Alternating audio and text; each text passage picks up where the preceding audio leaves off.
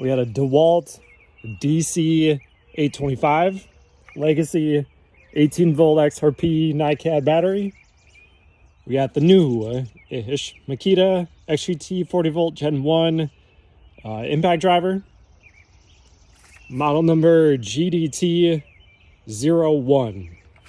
We have a little for the DeWalt, no battery indicator. I've been charging it all night. You have to trust me on that one. For the Makita, full battery. See how they do.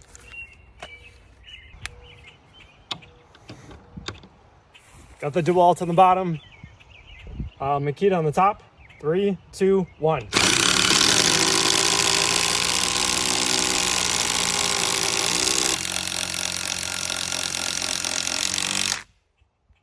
Easy. XGT.